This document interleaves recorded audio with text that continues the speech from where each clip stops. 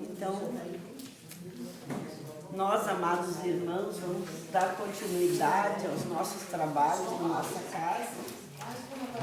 Novamente, pedindo a Deus, pedindo a Jesus, a espiritualidade amiga, que possa nos conceder mais essas gotas de ensinamento. Que o Senhor nos abençoe, nos guarde, proteja o nosso irmão Homero, que vai fazer a palestra doutrinária. Então, agradecer por mais uma vez nós estarmos aqui, porque é sempre bom aprender. Com a graça de Deus e de Jesus e a esses queridos irmãos luzeiros, nós agradecemos por essa oportunidade e assim, mais um momento de palestra. Que assim seja. O senhor Merg vai nos falar, do capítulo Não se pode servir a Deus e a mamão, do nosso Evangelho. Então, bom dia, meus irmãos, obrigado pela oportunidade. Toda vez que a gente vai falar sobre a doutrina, é uma oportunidade na vida para todos nós, né? E vamos tentar falar um pouquinho do capítulo 16, são 20 minutos. Eu vou abordar alguns pontos necessários, né? Que o Evangelho, todos os capítulos são bons, porque a gente já sempre aprende um pouquinho, sempre um pouquinho, né? Vamos falar no capítulo 16, que ele vai nos falar assim, não se pode servir a Deus e a mamão. Ou não pode servir dois senhores, porque nós agradamos um e desagradamos o outro, não é? E ele nos fala assim, salvação dos ricos. O rico precisa ser salvo. Para que viemos ao mundo? Nós viemos para enriquecer? Ou viemos com alguma missão, com alguns comprometimentos para aquilo? Não é? Todos nós viemos com um compromisso. Nós viemos aqui para esse mundo de prova e expiação, que aqui é a nossa escola, é aqui que nós aprendemos, não é? A ser um cristão melhor. Todos nós viemos com essa missão. Mas Deus escolhe alguns e dá riqueza. Por que isso? Não é? O Evangelho de Jesus nos diz que todos nós um dia vamos ter acesso à riqueza. Uns em vidas presentes, outros em vidas passadas e outros em vidas futuras. Né? Às vezes a gente acha que injustiça tem nesse mundo. Né? A gente chega nas casas e eu visito as famílias carentes que são da tarde, são 6, e às vezes a gente chega lá, não tem nada, não? Eles se queixam que não tem isso, não tem aquilo, não tem aquele outro. Né? E às vezes dá pena, mas está tudo certo nesse mundo. Nada está fora do lugar. As cadeiras estão nos lugares certos, vocês estão nos lugares onde escolheram sentar, e é assim, está tudo certo. Injustiça tem praticada pelo homem. Por Deus está tudo certo. Não existe injustiça. Às vezes nós temos carência, temos falta, porque desplicência nossa. Não é? Falta de fé, falta de iniciativa. Não é? A fé é aquela palavrinha com 2 letras, com uma potência enorme, né? Nos falta muitas vezes. Aí nós nos acomodamos, não temos iniciativas, e aí passamos dificuldade. Mas ele nos fala assim, parábola do mal rico. Tem mal rico? Existe um mal rico? Aquele que concentra a riqueza só para ele e não se lembra do irmão, da caridade, né? Porque não levamos nada desse mundo. Nós viemos peladinho, e se ninguém nos veste, nós continuamos, e quando vamos também, né? E ele nos fala assim também, nos talentos. Será que Deus deu os talentos iguais para todos nós ou não? É claro que não, né? A gente está nos falando ali nos talentos, né? Uns têm aquela esperteza, aquela facilidade de aprender, uns são mais inteligentes do que os outros, não é? E é assim. Ele nos fala na desigualdade da riqueza. Por que será que Deus não deu a riqueza? Porque tudo neste mundo está colocado ao alcance dos nossos olhos. Nada é nosso. Nós estamos aqui com uso e fruto porque Deus colocou tudo ao alcance dos nossos olhos para usos e fruto e nós administrar. E às vezes, muitas vezes, nós não sabemos administrar. Não levamos nada. Ele coloca tudo ao alcance dos nossos olhos para nós fazermos a nossa escolha, porque são dois pacotinhos, o pacotinho do bem e o pacotinho do mal, para nós fazermos as escolhas. E às vezes escolhemos mal. E persistiam naquilo. Olha que Deus bom nos deu o tempo para nós escolher e a reencarnação, para nós voltarmos e continuarmos trabalhando, nos melhorando. O que Ele quer? A pureza do nosso espírito. Ele quer a pureza do nosso espírito, não quer nada de nós. Ele está sempre nos chamando. Mas Ele nos fala também na verdadeira propriedade. O que é a verdadeira propriedade? Será que é isso que nós viemos trabalhar aqui nesse mundo de prova e expiação e o que nós adquirimos, carro, riqueza, fazenda e coisas? Será que essa é a verdadeira propriedade? A nossa propriedade que nós temos que adquirir aqui nesse mundo de prova e expiação? O que será? Nós vamos falar sobre isso aí também. Vamos ter que correr porque o tempo é pouco, já se passaram 5 minutos. Mas vamos falar um pouquinho na parábola do mal rico. O mal rico era um homem muito rico, que ele se vestia de púrpura e linho. Ele via sempre bonito, bem arrumado, tudo para ele, porque ele não tinha dificuldade e era rico, né? Mas também existia um pobre chamado Lázaro, que vocês já ouviram falar muito no Lázaro, já leram em livro, né? Lázaro era um morador de rua, que ele vivia. Olha como a espiritualidade se liga às coisas, né? Ele saía a caminhar durante o dia e à noite ele vinha dormir sempre no portão da calçada do rico ali, sempre ali. E ele usava como é que era o nome da roupa dele? Ele usava uma roupa única e não tinha coberta, vinha ali, deitava, e a comida que era alcançada para ele era o restinho do prato, né? Aquele restinho que sobra do prato, não era aquela, não, era o restinho do prato que servia e levava para o Lázaro todos os dias. E ele nunca reclamava, sempre vinha dormir ali. Só que um dia ele, fraco, doente, desencarnou e foi recolhido pelos anjos e levado ao céu e apresentado para o Abraão, que era um espírito superior, e ele ficou aos cuidados de Abraão. O rico também morreu, desencarnou, chegou a vez dele, né? E foi levado ao inferno, diretamente ao inferno. E ele ficou sofrendo, né? Claro que era bem diferente para onde ele tinha sido levado. E aí, quando é um belo dia, ele olhou e viu Lázaro junto com Abraão e disse: meu pai, Abraão, fale com Lázaro para ele molhar a ponta do dedo para mim, molhar minha língua, né? Sinto sede, sinto fome. Não é? E o que Abraão disse para ele? Olha, lembra-te que tu recebeste todos os teus bens em vida, e Lázaro só tiveste mal, ele só sofreu. Por isso hoje ele se encontra no consolo e tu te encontra nos tormentos, né? Isso é uma coisa que serve muito para nós nessa nossa caminhada aqui, né? Hoje eu vejo a casa fazendo muitas atividades em função da caridade, e é isso mesmo que nós temos que fazer, porque nada levamos,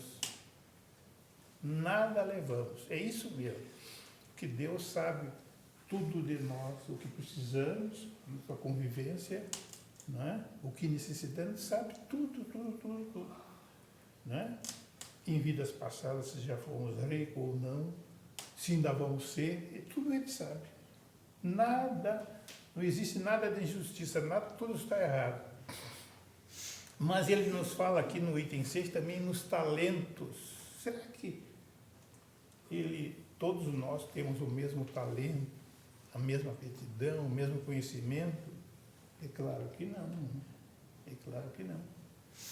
E um senhor foi fazer uma viagem e ele tinha 3 servidores.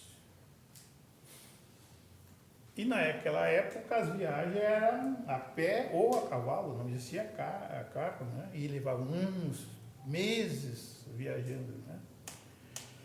Ele chamou os 3 e disse: olha, eu vou fazer uma viagem e vou distribuir os meus talentos a cada um de vocês. Só que ele conhecia a qualidade,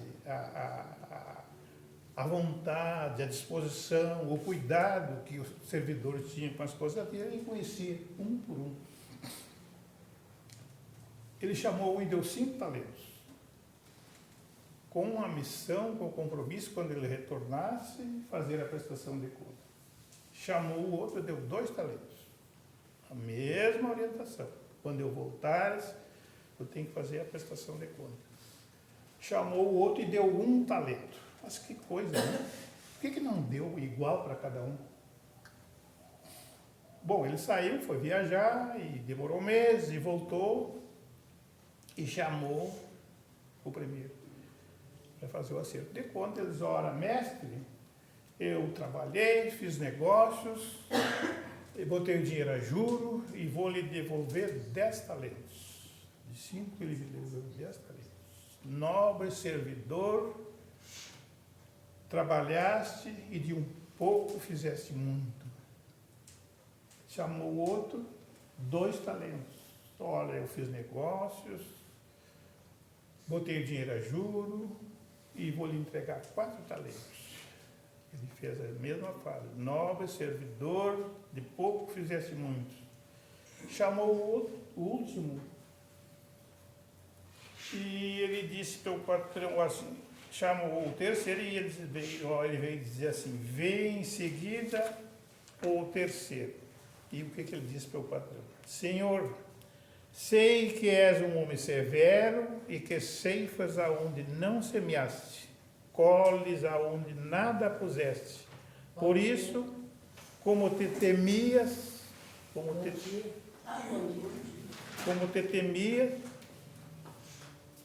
escondi o talento, enterrei. Ele enterrou o talento. E esse é o nosso comportamento de muitos de nós nessa vida, nesse mundo, né, de prova e expiação. Às vezes nos falta talento. Às vezes nos falta talento. Porque Deus coloca tudo ao alcance do nosso olho, está tudo em volta de nós. Tudo. Né?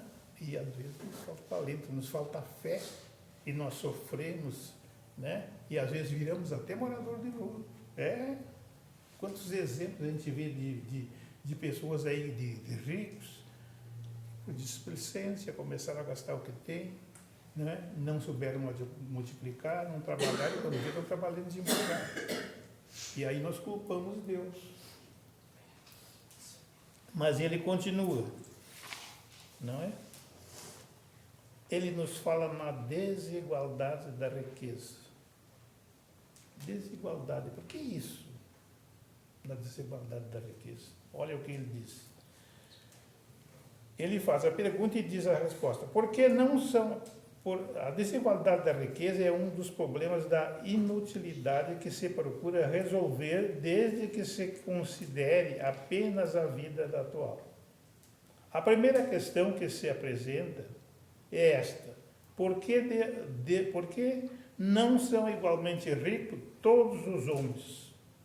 Não é? Por que não são? Porque se já pensou, eu acho que nós pensando assim, se fosse todo mundo rico, a gente já não tinha que estar fazendo sopão, rancho, estar se incomodando com isso. Mas será que funcionaria isso assim? Porque Deus colocou a riqueza nas mãos de uns e fez os outros pobres. Olha o que ele responde aqui. Porque não são igualmente ricos todos os homens, não são por uma razão muito simples, por não serem igualmente inteligentes, ativos, laboriosos, para adquirir para adquirirem, nem sobrios e previdentes para conservar. E é uma realidade. Né? Às vezes, e muitas vezes, somos desplicentes com as pouquinhas coisas que temos. Né? Porque Deus sabe tudo que precisamos para a nossa sobrevivência.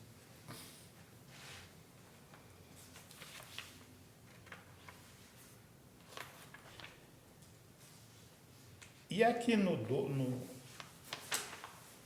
nas instruções do Espírito, que ele nos fala na verdadeira propriedade. O que é a verdadeira propriedade que ele nos fala? O que nós adquirimos, que é nosso, e quando desencarnamos, vem a perguntinha: o que fizeste? Né? O que fizeste lá no mundo de prova e expiação? Aí ele diz assim: ó, o homem só possui em plena propriedade aquilo que lhe é dado levar desse mundo. O que é nos dado a levar desse mundo? Do que encontra ao chegar e deixa a partir, goza a ele enquanto aqui permanece. Forçado, porém, que é abandonar tudo isso. Não tem das suas riquezas a posse real. Não tem das suas riquezas a posse real. Quer dizer que eu não levo nada, né? Mas simplesmente o usufruto, ou simplesmente tudo aquilo que Deus deixou ao alcance dos meus olhos é como usufruto. Eu uso, administro e vou, e tudo fica ali para meus familiares ou para quem estiver aqui continuar a obra. No item 10 ele nos fala: os bens que a terra pertence é Deus que os distribui a seu agrado. Seu agrado, não sendo o homem senão o usufrutuário e o administrador. Aí no 12 ele diz o seguinte: quando considero a brevidade da vida dolorosamente, me impressiona incessante preocupação de que é para vós o objeto de bem-estar material. Eu fico aqui nesse mundo de prova e expiação, me envolvendo com bens materiais. Ao passo que tão pouca importância dais ao vosso aperfeiçoamento. Ao vosso aperfeiçoamento. O meu aperfeiçoamento como cristão. Aperfeiçoamento moral. Não é? A verdadeira propriedade é o meu aperfeiçoamento moral, que eu fico aqui 50, 60 anos, eu já estou com 82, já tenho que começar a correr atrás da máquina. Né? O aperfeiçoamento moral, eu não tenho que me preocupar com bens materiais, com nada, porque eu não levo nada. É o meu aperfeiçoamento moral que eu tenho que preparar para me apresentar lá no mundo espiritual. A que pouco ou nenhum tempo consagrais. Eu não tirei tempo para o meu aperfeiçoamento moral. Eu me preocupei com algo de bem material. E o que a gente vê nesse mundo de prova e expiação, não é? É guerra, é esnobe de riqueza, né? E aí? Quando vai, fica tudo aqui.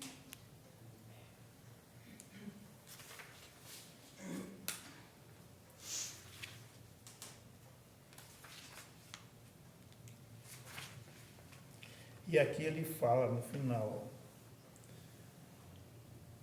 aí tendes, meu amigo, o que eu vos queria ensinar acerca do desprendimento dos bens terrenos. Resumirei o que expus, dizendo: sabei contentar vós com pouco, se sois pobres, não invejes os ricos, porquanto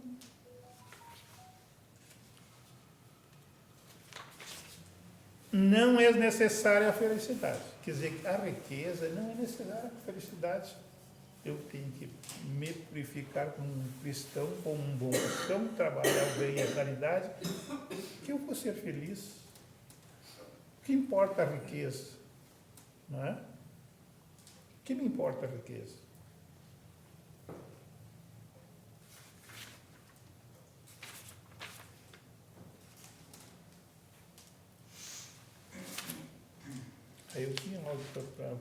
no final para vocês aqui. Eu acho que era isso. E eu acho que terminou, né? Terminou o tempo. Agradeço a oportunidade. Peço desculpa se não foi claro. 20 minutos. Passa rápido, né? Agradeço, né? Tá, muito bom. Vamos juntar os nossos tesourinhos, né? Que nós já estamos ali, né, seu Mério? Ali, chegando. Então, vamos juntar os nossos tesouros espirituais. Agradeço ao nosso irmão Homero, que nos trouxe esse ensinamento, que nós possamos absorver mais esse ensinamento nesta manhã maravilhosa. E agora, queridos irmãos, sabemos que existe junto a nós neste momento um irmão de luz, um irmão amado, um mentor querido, que vai fazer o passe espiritual para nós neste momento, que vai trazer energias salutares do cosmo maior, para iluminar nosso dia, nossa vida, o nosso corpo físico, restabelecendo assim as funções, quem está dodói, o nosso perispírito, que possa ser abrilhantado neste momento, e o nosso espírito, que nos conduz nesta jornada.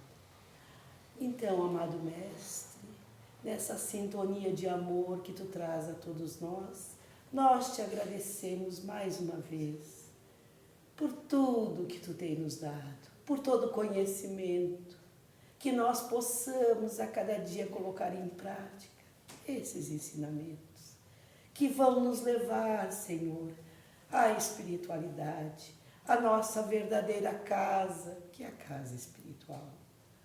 Que possamos nós, Senhor, sermos merecedores de tanta bondade, de tanto carinho para conosco, Mestre.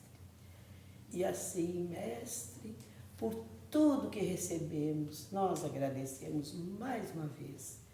E que essa semana que vai vir seja uma semana de bons presságios, de boas vibrações, que nós possamos ser cadinhos de luz que temos, que somos herdeiros de Ti, Pai. Essa pequena luz que o Senhor dá a cada um de nós. Abençoa o nosso lar, os nossos amores, aqueles nossos irmãos ainda que estão, Senhor, na escuridão sem enxergar a Tua claridade. Nós pedimos por todos eles a Tua misericórdia, Senhor. Pedimos, Senhor, também que esta casa e esses trabalhadores de luz que aqui se encontram e todos os trabalhadores aqui, possamos também receber esse carinho, esse afago e esses ensinamentos, para que sejamos bons condutores, Senhor, do Teu amor, das Tuas palavras, de tudo aquilo que nós aprendemos. Gratidão, Senhor, e assim, com a vossa permissão, a permissão dos diretores da casa e de toda a equipe espiritual que aqui trabalha, pedimos para encerrar esse trabalho desta manhã. Gratidão, gratidão, Senhor. Que assim seja.